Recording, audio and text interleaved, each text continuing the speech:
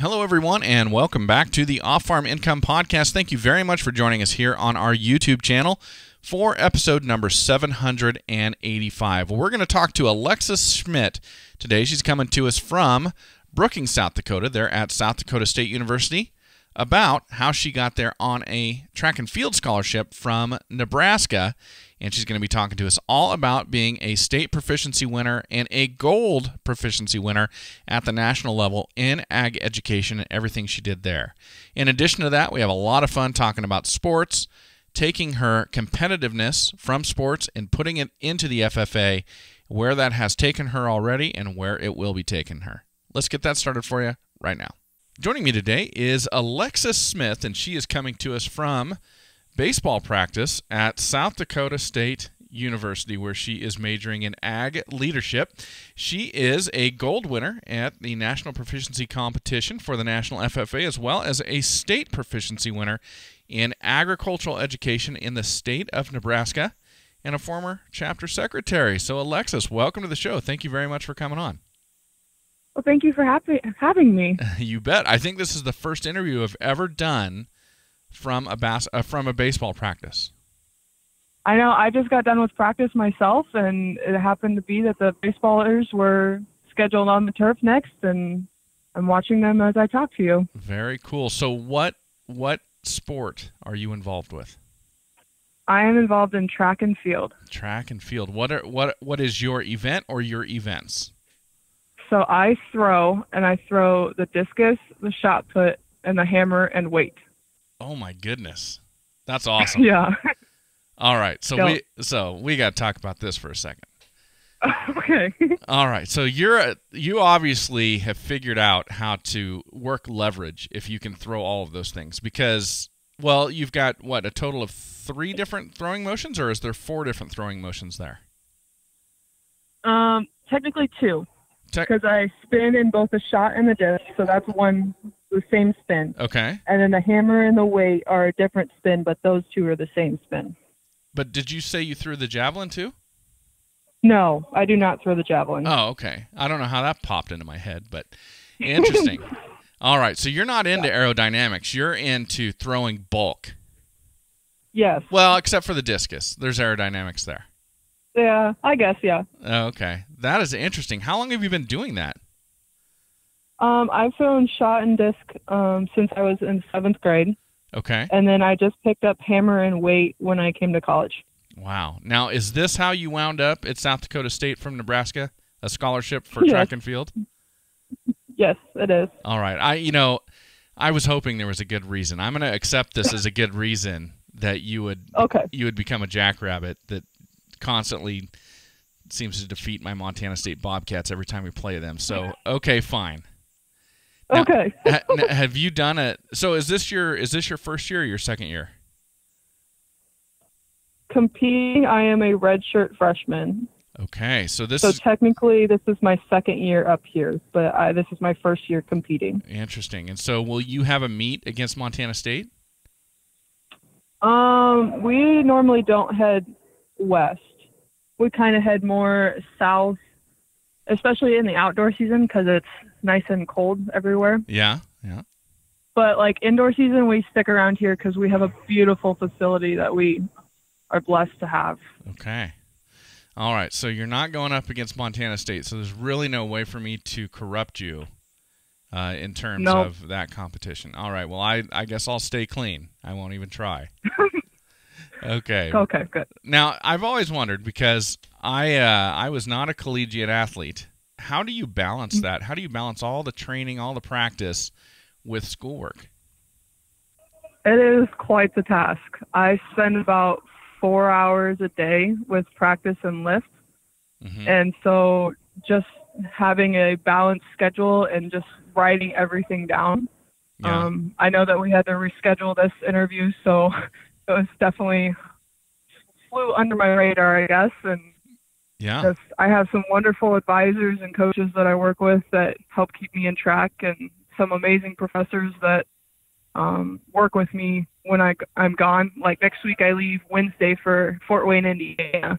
Okay. And so I will miss a lot of school, so I have some pretty Right. good professors that are willing to work with me. Well, that is good. So when you're throwing all this stuff, what's more important, upper body or lower body strength? Lower body. That's what I thought. That's what I thought. It's amazing because the natural tendency, I guess, if you're inexperienced, is to think it's upper body because it looks like it's all coming from the arms and shoulders, but lower body makes a huge difference, doesn't it? Oh, yeah, definitely. Interesting. Okay, Yep. So which one of these do you like to throw the most? Right now I'm liking the discus. It's going Okay. pretty well. Yeah, that's because it's going well? Like you're on a hot streak with the discus right now? I don't know. I kind of switch between shot put and discus, Okay. and I don't know. Just the way it feels coming off my hand right now is just what makes me like it, I guess. So I threw shot put in, I guess you would call it middle school. There was 13 kids in my 8th grade class, so I'm not really sure what to call my school, but I threw the shot put when we did track and field. That was just never satisfying to me because I had been playing baseball my whole life, and I've got a good arm. I can throw a ball. And then I go out there and try and throw a shot put. First of all, the motion's weird because you got to hold it up next like to your chin and spin and then push. Yep. And then it's just, for me, for a guy who liked to throw a baseball like as hard as I could, it was super dissatisfying to try and throw a shot put. And it would, for me, it'd go out there about 4.5 feet and then boom, and it wouldn't even roll. It just hit in the dirt or the grass or whatever and just stick right there. It was just super unsatisfying. Yeah, there are definitely two different motions. Yeah. Well, I was a softball player, and so it was quite the transition for me. Yeah. Well, that is awesome. Good for you. I would love to have that kind of athletic skill that somebody was that big of a fan. They'd want me to come and play for them at their college, and I'd get my education like that. That's really cool. Well, thank you. Yeah, you bet. That's awesome. Well, so let's talk about you. When you are not up in South Dakota, when you are down in Nebraska, I guess that's just one state away. That's a lot warmer in Nebraska, though. Yeah, it can be. Do you live on a farm, or are you living in a town, or something kind of in the middle of those two? I live in a town. Okay. Actually, I live in Geneva, and my mom owns a bakery in Geneva. Okay. And then we own family farms 60 miles away. Oh, my goodness. Okay. Yeah. So my farming experience has been very different from your typical farm kid. Yeah, you've got a long commute to go farm. Yes. We've had very long days of driving back and forth, and yeah. So, on that farm, is it just crops, or is there livestock there? Yep, we're a corn soybean operation. Okay, so at least you don't have animals that need to have ice broken on water troughs or fed or something every day. I mean, you don't have to make that drive every single true. day. Yeah, okay. Interesting stuff. Now, does that go back a few generations in your family, or did that begin with your folks? It began with my grandpa. Okay. So I am the third generation. Okay. Interesting stuff. That is great. So a ways out there, corn and soybeans, and so I'm trying to think of my Nebraska knowledge, and it's going to be limited. So, but you can grow corn and soybeans anywhere in Nebraska. You don't have to be necessarily the east side of the state to grow soybeans or something like that, right? Typically, yes. Yes. Okay. Yeah. Okay. Once you get in western Nebraska, it's a little bit more sandier, and you get into some of the sand hills. So yeah, they typically raise some different crops out there. Got it. Okay. Really cool. Well, how long have you been part of the FFA? Or I guess, when did you begin? I started my freshman year of high school. Okay. So we just started our 7th and 8th grade program getting involved my junior year of high school. So I technically started my freshman year.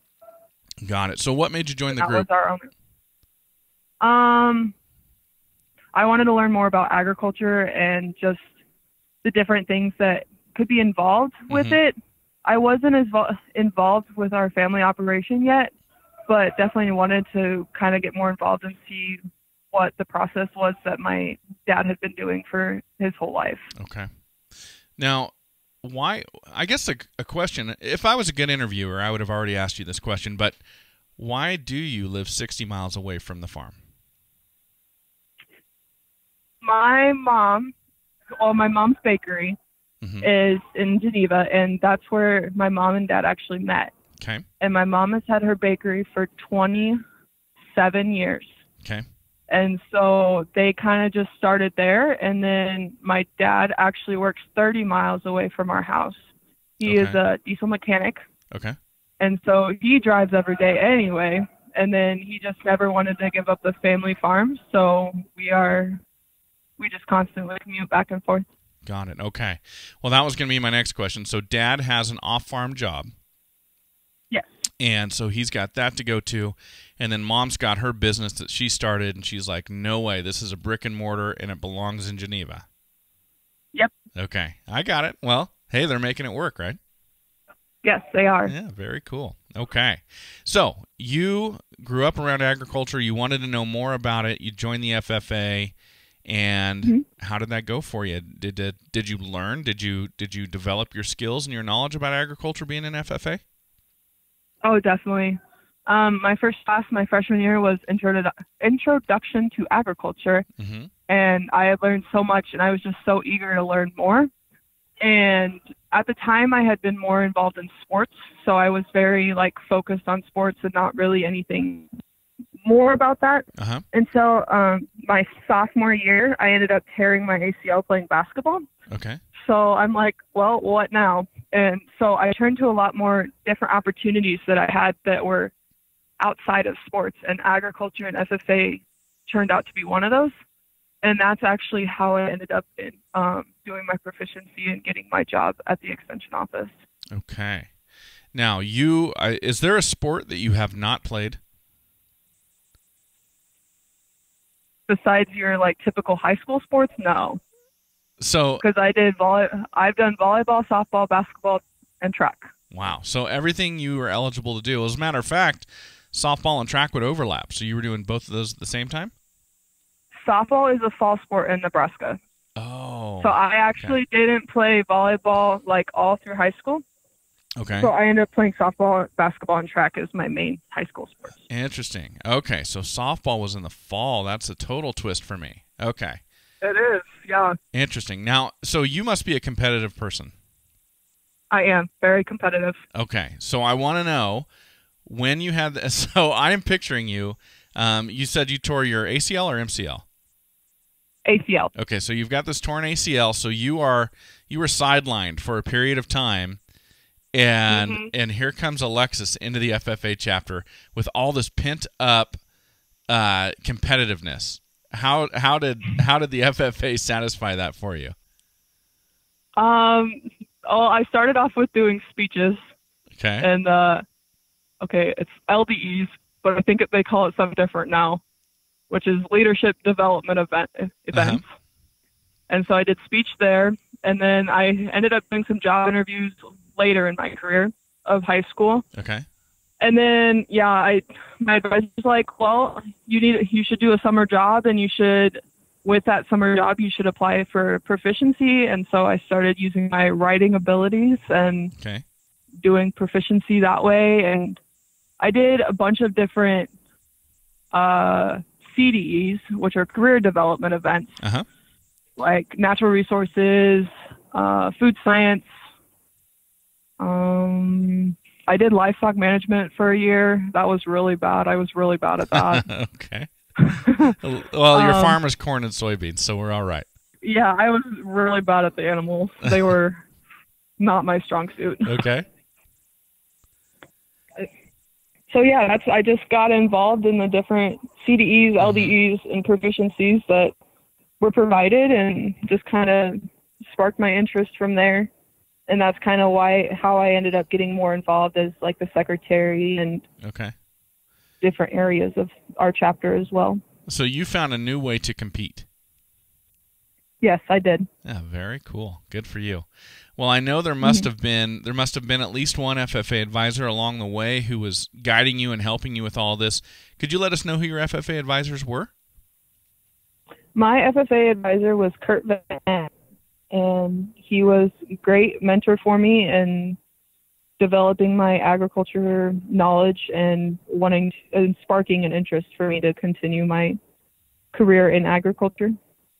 All right, and your phone faded out a little bit when you said that. Kurt Vandewall, right? Yep. All right. Well, thank you for mentioning him. And I want to mention some of our sponsors really quick, Alexis. Everybody, I want to talk about Lacrosse Footwear really quick. You can find them at lacrossefootwear.com. As you all know my story, we have been using Lacrosse for a long time on our farm. And every day, the Alpha Range boots we wear in the mud, in the ice, in the snow, or if I'm out irrigating in the summer, and love them because they stand up to the abuse I put them through. And it took me a long time to find the right pair of work boots, of chore boots that would do that. And I love talking about Lacrosse when I do my FFA episodes because they are proud to support the FFA by annually sponsoring 15 scholarships along with 100 jackets as part of the Give the Gift of Blue program. So we hope you will support Lacrosse the way they're supporting the FFA and the way they're supporting our show. You can find them at lacrossefootwear.com and any of your local farm and ranch clothing retailers, and slip a pair on your feet, everybody. And then I want to make sure and mention Powder River Livestock Handling Equipment. I've just been so thrilled to have them as a sponsor for years now. They have been a great sponsor, and they have been a brand I have known about, it seems like, my whole life. And now we are using them on our farm. We've got our Powder River squeeze chute and our Powder River panels, and they instill me with confidence whenever I need to pin cattle up, whenever I need to run them through that squeeze chute. You can find them at powderriver.com, and please let your local farm and ranch retailer know you'd like to see that Powder River green out in their yard, so you've got the option of buying the finest livestock handling equipment there is to be purchased out there, everybody. All right, Alexis, let's talk about your supervised agricultural experience. You've had accolades from this. I want to know what you've been doing.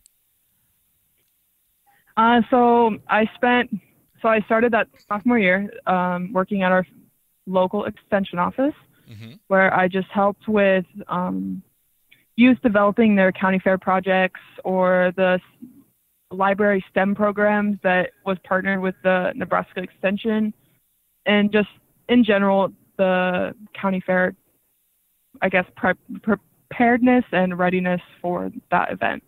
Okay.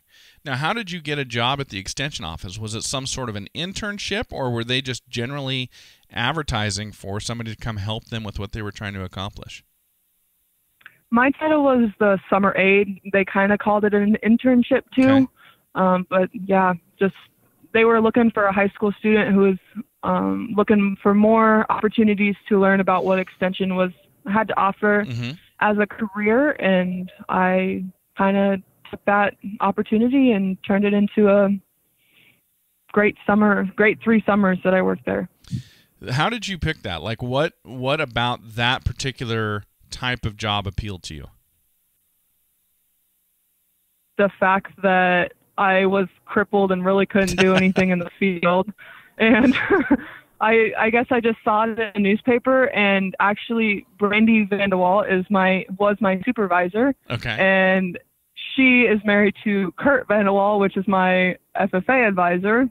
So he kind of had an in with her and have suggested that I did it. And I mean, I'm come from a small town, so everybody knows everybody, and kind of just happened from there. And were you getting out into classrooms or into small groups and doing some teaching? Yes, I led my own workshops for the 4-H development. Oh, cool. So give me an example of one of the workshops you led. My favorite one was cupcake decorating. We baked our own cupcakes, and we talked about the agriculture products that like the sugar comes from, and like the different processes that are made from, or the products that come from the cupcakes and stuff. And then while we were baking them off or whatever, and then we made our frosting, and we made cute little ocean-themed cupcakes. Okay, how do you make an ocean-themed cupcake? Well, you have like blue frosting. Okay. And then like one of the cupcakes had like a pretzel rod, which looks like a fishing rod. Okay. And then you took white frosting and made like a little fishing line, and then you put Swedish fish on there. Okay. So it made it look like you were catching the fish. Okay. Yeah, you know, my daughter, she's in 4-H. She likes to do stuff like baking cakes and cupcakes and decorating and making homemade frosting and all this type of stuff. And for a 46-year-old guy whose metabolism is slowed down, it's a curse, but it's a blessing. But it's more of a curse to have all these sweets definitely. around. And so I'm sitting here thinking of you as an athlete, but unable to go out and compete. I mean, you've got to be really disciplined with all these wonderful sweets being made. Oh, definitely, especially because my mom's a baker, so there's definitely sweets around the house all the time. Oh. And county fair week is definitely the worst. Oh man, I don't know how you do it. I love, there's all these talks about like paleo diets and, just meat and vegetables and things like that. There's no way I can give up bread. Does your mom, is she baking only sweets, or does she do fresh bread and things like that? She does fresh bread. My favorite is the chocolate chip banana bread she makes. Oh my goodness. Yeah, it's pretty good. I've definitely had my fair share of them, but. All right. I am putting Geneva, Nebraska I'm bookmarking this on my Google Maps right now. It's better be on your bucket list. Yeah, I think. What's the name of the bakery in Geneva? Jill's Sweet Shop. I'm sorry, you broke out again. Jill's Sweet Shop? Sorry. Yep. Okay, Jill's Sweet Shop. I gotta make a road trip through there. Where is this? I'm looking. The bummer is, just about a year ago, I went all the way up I-35. My most northernmost town was Lincoln, and then I went west on 80 back to Idaho, and I just was so close, but I had you were. I had no idea. My goodness. All right, next time. You bet. I'm pretty close to Lincoln. Yeah. I mean, that's the closest city to us. Yeah, I'm looking at it on the map right now. Next time, I'm okay. cutting through there. Very cool. Wow. Oh, well, I do like bakeries. Oh, my goodness. Maybe I should. Maybe I should just send a postcard. I don't know. Okay. Well, that's really cool. I'm glad you were doing ag education. And so what was it about what you were doing that took you to the state proficiency level as a winner, and then to be a gold winner at nationals? Just the outreach that I was doing with those kids, teaching them that their products that they're making with their cupcakes, or just different things that they can, and it comes from agriculture and the things that like my dad produces and other parents of those kids produce. And so just explaining that to those kids and putting it in words to describe the impact that I had on those kids was what took me there. Okay. That's what I was going to ask you is, you could be extremely impactful to the students that you're teaching or to the 4-H members you're teaching, but you've got to somehow communicate that to the people who are going to be assessing your project through your record book. And that's where those writing skills came in. Yes. Okay. Awesome. Now, you are majoring in ag leadership, and then what are your minors? Agronomy and horticulture. Agronomy and horticulture. Where is this degree going to take you? What do you, at least for right now, what do you have in mind of doing with this degree? I've thought about extension, of course, working with the 4-Hers and getting more on the crop side of extension, and having both the agronomy and horticulture minors will help with that. Okay. I've also thought about, just in general crop work. I really like getting out with the kids and out into the public with talking to people. My dream job right now that I've been running through my head is to go to third world countries. Yes. And teach them about agriculture and how to sustainably farm their land to produce more food. That's possible, right? I know it is. I've been looking into it, and it makes me excited. But I also want to go back to the family farm and help out on the family farm. Well, you've got time for both. You're just a sophomore. I know. You're just a sophomore in college. So I will tell you, I coach people on their future careers, especially people who want to get into ag or live rural, and they're trying to figure out how to do it. And, you always start out coaching by asking questions, not just telling people what to do. So it's a little bit different than the coaching you're used to in sports. But you ask these questions, and I will tell you right now, for you to spontaneously come out and say, quote, "My dream job is," end quote, that can be 3 weeks or a month of coaching, just trying to get somebody to finally be able to pin down and say, "My dream job is." So for the fact that you can say that and it just flows off the tongue, that's a real it's a real advantage for you that you know that already, that just comes out. Yeah. So you listen to that. Definitely listen to that, because it's great that you've identified that. And you can absolutely do that. I know people personally who have done that, and for a number of different nonprofits, for governments and things like that, and I think it's great. That would be quite an adventure. That would be great. Yeah, I am looking into it more. I would love to learn more about it and just hear some. Is your focus on Africa, or is your focus on somewhere in Asia? What are you thinking? I have no idea. Okay. Really cool. Well, that's exciting. Very exciting. Now, you talked about the family farm, and that was going to be my next question. So you want to keep that baby going? I do. Yep. I have a couple cousins that will help out too, and past that, we'll just kind of see where it ends up. Okay. My dad and his brother, and his other. So I guess my dad and his two brothers. Okay. Are the ones that run it primarily now, and then there's give or take 3 of us cousins that would come back to the farm. Okay. Very cool. Now, I was going to ask you about siblings, but obviously there's cousins in the mix, but that probably makes you even closer with your cousins, I bet. Yes, definitely. I do have a sister, too. Okay. Very cool. And is she involved in agriculture? Does she get excited about this like you do? Not as much as I do. Not as much. Okay. Well, she definitely is excited about agriculture, but definitely not as passionate about it as I am. Okay. Now, does she want to be a baker? No. Well, I mean, your poor mom. You want to go into ag. I know. Nobody wants to go into baking. What's the deal?